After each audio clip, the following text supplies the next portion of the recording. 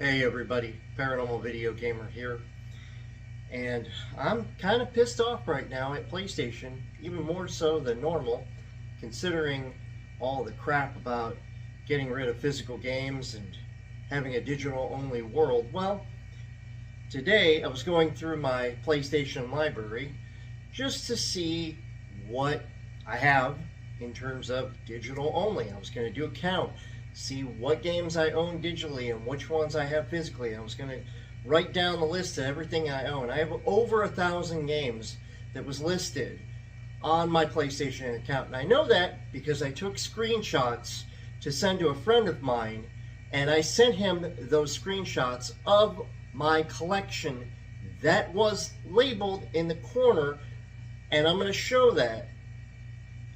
Well, I now have a new number on my account, which doesn't make any sense because I'm missing over 100 games.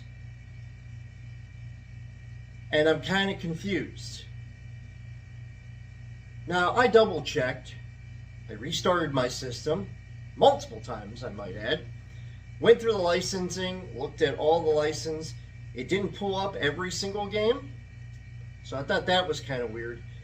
Now, it might be a glitch, but somehow I don't think so. So I'm going to be contacting Sony here very shortly, and I am going to be having a conniption fit, so to speak. Because again, when I bought my games with the intention of them being a digital copy of a game I wanted, instead of having a physical copy.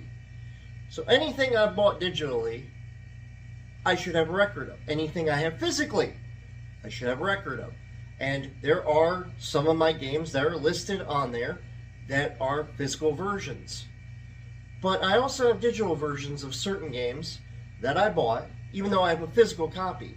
And the reason I did that is because they were on sale, and I said to myself, well, then I don't have to look for the disc. I could just put it on my hard drive, bam, load it up right away. So you can imagine when you have over 1,000 games and you get on to your account today and you look and you see that a lot of the games have disappeared, you get very concerned about an all-digital future. Because if this is a glitch, when is it going to get fixed? When am I going to get those games back? If I ever get those games back. I still have to go through all my lists to see exactly what I'm missing. And there are, I'm sure, some games I don't remember buying. Maybe I bought them a long time ago and I don't remember. Maybe I played them a little bit and I just haven't played them in a while and they deleted them. So if they're deleting movies and my games are missing, what does that say about an all-digital future? Very simple. We can't trust Sony. We can't trust Microsoft. We can't trust Nintendo. Because if it's all digital, then you, me, and everybody else, when they decide to pull the plug on internet service for that system, there is no guarantee that you get to keep your games. And that is why physical matters. And why I'm going to say again and again, physical discs matter.